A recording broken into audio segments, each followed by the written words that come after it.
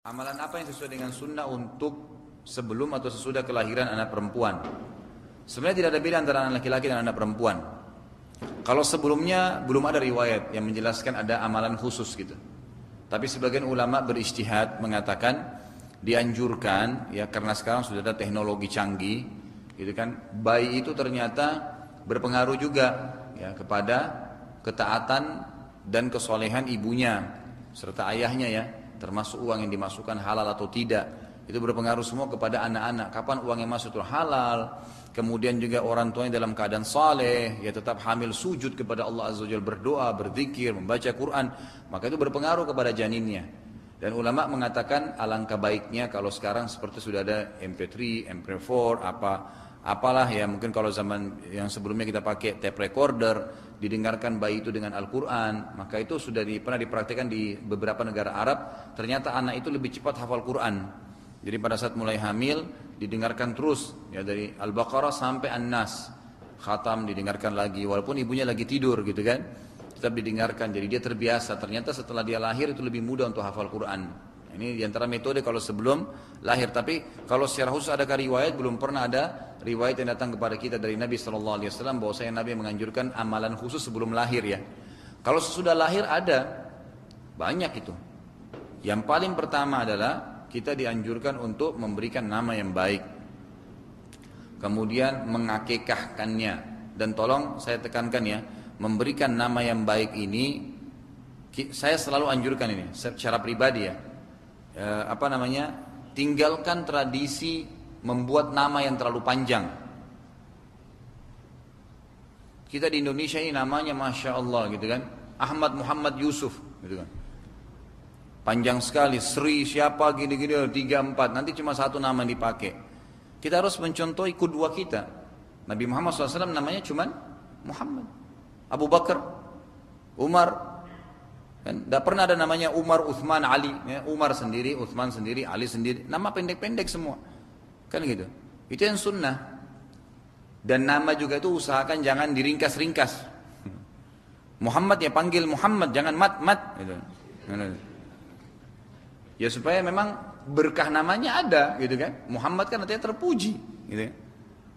Jadi saya sarankan tinggalkan nama yang terlalu panjang itu.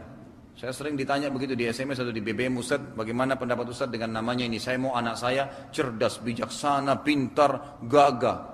Terus dipilihlah bahasa Arab satu-satu, dicopot-copot dari sini. Jadi nama anaknya panjang sekali. Untuk apa? Nggak usah. Contoh kita kan sudah ada.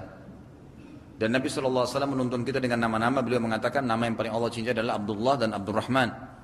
Kemudian datang setelahnya semua yang bernama Abdu kalau anak laki-laki. Kemudian datang setelahnya nama nabi-nabi. Kemudian datang setelahnya nama para sahabat Nabi. Kalau perempuan, maka kita memilih nama-nama ibu-ibu Nabi, seperti Maryam, gitu kan. Kemudian istri, nama-nama wanita-wanita saleh yang disebut dalam Al-Quran atau dalam Sunnah, seperti Asia, istrinya Fir'aun yang beriman, gitu kan. Kemudian juga ada hadis yang berbunyi 4 wanita pemimpin ahli surga, Khadijah, Fatimah, Asia dan Maryam, gitu kan. Itu diantaranya. Itu ada nama-nama sahabiat banyak sekali. Dan rata-rata namanya ini semua kalau anda lihat pasti satu nama saja. Juga berhubungan dengan nama ini, kalau sudah menikah, tolong akhwat kita kalau belum paham hukum ini, jangan pernah hilangkan nama ayah anda.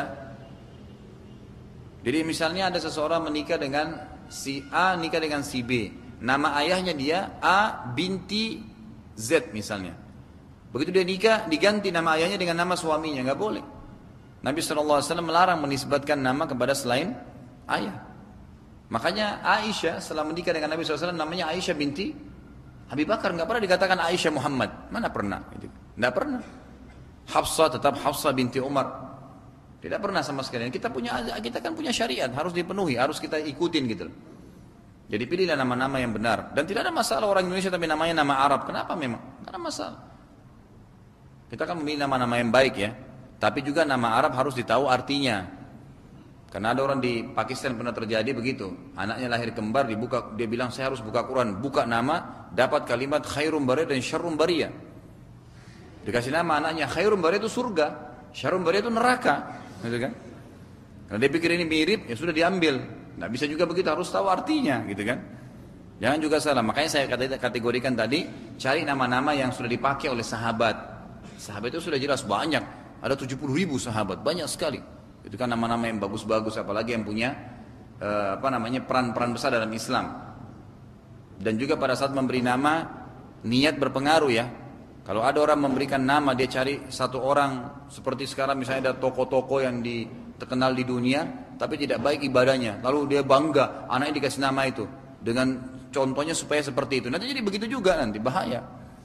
Kita harus minta supaya anak-anak kita menjadi orang-orang yang soleh dan soleha gitu kan. Yang pertama kasih nama, yang kedua akikah. Anak perempuan disembelihkan 1 ekor kambing, anak laki-laki 2 ekor kambing. Bagaimana jantan atau betina boleh. Umurnya minimal 1 tahun kalau kambing, kalau domba 6 bulan. Yang penting tidak cacat. Dan dianjurkan kalau bisa si ayah sembelih sendiri. Belajar untuk menyembelih itu termasuk sunnah ibadah, gitu kan? Dan ini tidak boleh diganti hewan lain, harus kambing. Saya itu hari sempat lihat cuplikan ceramah dari salah satu ustadz di Jawa Timur. Saya kaget gitu, bahas masalah akikah gitu kan. Lalu moderator tanya, Ustadz, akikah itu boleh nggak diganti? Kalau orang tidak mau kambing diganti sapi? Oh boleh saja. Makin besar hewannya makin besar pahalanya. Berarti kalau unta lebih besar lagi pahalanya. Ini dari mana ini?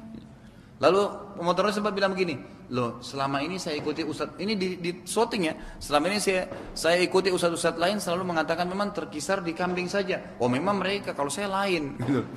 Wah ini berani sekali gitu. Saya sampai kaget loh, ini orang luar biasa ini. Siap-siap dibakar di api neraka ini. Membuat hukum sendiri bagaimana itu? Ya, Nabi SAW sudah tentukan kambing nggak pernah diganti, ya nggak bisa kecuali domba saja kan gitu. Nggak bisa diganti itu walaupun dia orang bule, dia orang Afrika, orang Arab, orang Melayu sama saja kan gitu.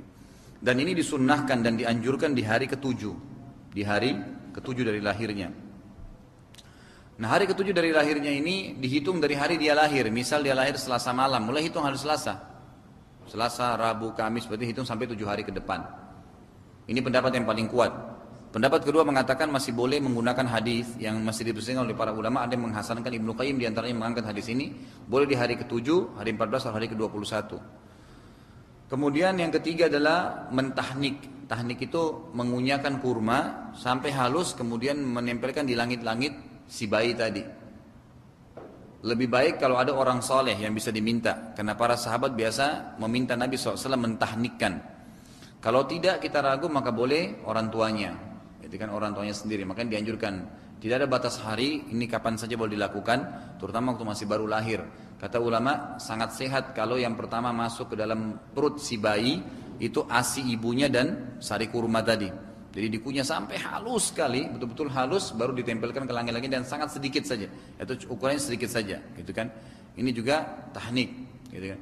Ini diantara yang dilakukan pada saat mereka sudah lahir gitu. Nah tidak ada dalam Islam itu pusarnya pada saat lepas sisa plasenta, itu sering dibahasakan ini saudaranya. Maka harus taruh dalam kendi, ditanam di tanah. Dari mana ini? Enggak ada masalah itu. Biar Anda taruh di sungai dia mengalir enggak masalah. Katanya kalau dimakan hewan nanti bisa jadi nakal dia. Bisa jadi ganas. Dari mana semua ini? Karang-karang. Kita ini orang Islam punya hukum. Enggak ada masalah. Itu kan sisa plasenta yang sudah tidak dipakai. Enggak masalah. Mau ditanam boleh, mau ditaruh kresek, dibuang di sampah, nggak masalah sebenarnya. Nggak ada hubungannya sama sekali dengan si bayi gitu. Juga sama dianjurkan kita untuk mencukur rambutnya. Ini sama pada hari yang sama, hari ke-7 diberikan nama, diakikahkan, gitu kan. Kemudian dicukur rambutnya. Yang dicukur rambutnya ini dianjurkan agar sampai habis, kemudian ditimbang dengan timbangan perak atau emas.